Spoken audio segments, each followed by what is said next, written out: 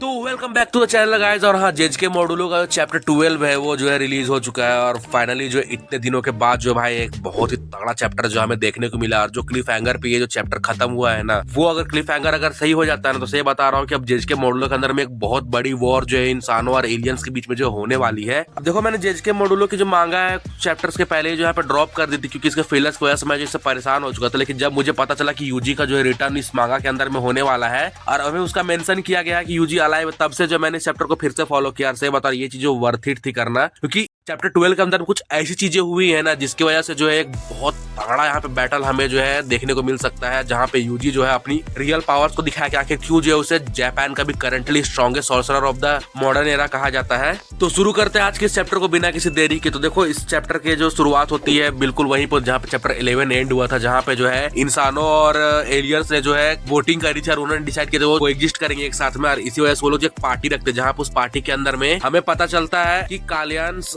जिन्हें जो है सुमोरियंस पूजा करते हैं, और जो कर्स स्पिरिट जो कि अर्थ के अंदर में वो जो सेम है, और जो ह्यूमंस वो जो कालियंस को मार रहे, इसी वजह से जो है उनके बीच में एक भसड़ हो गई थी। और इसी क्लिफ हैंगर पे जो है हमारा लास्ट चैप्टर जो खत्म हुआ था, और यहीं पे जो चैप्टर 12 भी जो स्टार्ट हो जाता है। चैप्टर शुरू होता है जाबुलोमा, क्रॉस और उसामी कन्वर्सेशन के साथ में, जहाँ पे जाबुलोमा और क्रॉस जो ये लोग ये पूछते हैं उसामी से क्या वो लोग जो कैलियंस को यहाँ पे मार रहे हैं या नहीं। और यहीं पे हमें पता चलता है कि जो कैलियंस जिनकी पूजा जो सिमुरियंस करते हैं और जो अर्थ के अंदर जो कर्स स्पिरिट्स है उनके अंदर बहुत ज्यादा सिमिलैरिटीज है। यानी कि तुम ये कह सकते हो कि जो कैलियंस वही कर्स स्पिरिट्स और कर्स स्पिरिट्स जो कैलियंस की तरह है, उनके बीच बहुत ज्यादा सिमिलैरिटीज है। पर देखो, उसामी जो यहाँ पे डिनाई करता है, फिर उनके बीच में ऐसे कन्वर्सेशन जो आगे बढ़ते रहती है। और इसके बाद फिर हम देखते हैं मारू, यूका और सुरुगी को, जो कि यहाँ पे कुछ बैरियर्स को जो यहाँ पे मेंटेन करने के लिए जाते हैं। और ये बैरियर्स वो है जो कि जापान के अंदर में कर्स स्पिरिट्स के जो फैलने को जो है कंट्रोल करते हैं। यहीं पे जो है इन तीनों की कन्वर्सेशन के साथ में हमें पता चलता है कि जब जो है स्कूरा ने जेजके के अंदर में जो शिबुया वाला कांड किया था, उसके बाद जो है यहाँ पे कर्सेस की एग्जिस्टेंस के बारे में जो है यहाँ पे लोगों को जो पब्लिकली पता चल गया था। इसकी वजह से लोगों के अंदर इतना ज्यादा पैनिक फैल गया था कि टोक्यो के अंदर जितनी भी कर्स स्पिरिट्स है वो बहुत ज्यादा स्ट्रांग हो गई। और फिर जापान की जो गवर्नमेंट उन्हें जो कुछ झूठ बोलना पड़ा, और उनके जो कुछ मैनिपुलेशन के थ्रू जो है उन्होंने इस चीज को यहाँ पे स्प्रेड कर दिया पब्लिक के बीच में, सिर्फ कर्सेस जो है वो सिर्फ टोक्यो के अंदर में पैदा होती है। और उनके ये कहने से ये फायदा हुआ कि ऑल ओवर जो जापान के अंदर में जो लोगों का जो कर्सेस का जो स्पॉन रेट था वो जो कम हो गया, लेकिन जो टोक्यो जो है वो पूरा का पूरा जो कर्सेस से भर गया। वहाँ के नॉर्मल कर्सेस भी जो स्पेशल ग्रेड कर्सेस की तरह जो पावरफुल है। और इसी के बाद से टोक्यो जो है रहने के लायक नहीं रहा। और ये जगह तुम देख सकते हो यहाँ टोक्यो का हाल क्या हुआ है यहाँ पे, कि जब पहली बार जो है लोगों को पता चला कि कर्सेस के एग्जिस्टेंस के बारे में, लोगों के बीच में इतना ज्यादा पैनिक हो गए थे वो लोग कि वो जो टोक्यो को जो है यहाँ पे कर्सेस का जो यहाँ पे घर बांध लिया गया, जहाँ पे जो है कोई भी इंटर नहीं कर सकता नॉर्मल सॉर्सरर। और इसका एक फायदा ये हुआ है कि अब कर्सेस जितनी भी है जो जापान के अंदर ऑल ओवर जो स्पॉन नहीं होती, वहाँ पे जो कर्सेस का जो दिखने का रेट है बहुत ही ज्यादा ही कम हो गया। और मोस्टली अब कर्सेस जो है सिर्फ वो टोक्यो के अंदर में ही दिखाई देती है। टोक्यो से जो है जापान के अंदर में बाकी सारे कर्सेस को फैलने से रोकने के लिए जो है उन्हें बहुत सारे बैरियर्स और बहुत सारे लकी चांस को जो मेंटेन करना पड़ता है। और यही चीजों काम जो सुरुगी, यूका और मारू कर रहे होते हैं। तभी हम टोक्यो के अंदर में कुछ सॉर्सरर्स को देखते हैं जो कि यहाँ पे कर्स स्पिरिट्स को जो है यहाँ पे हंट कर रहे होते हैं। वो जो है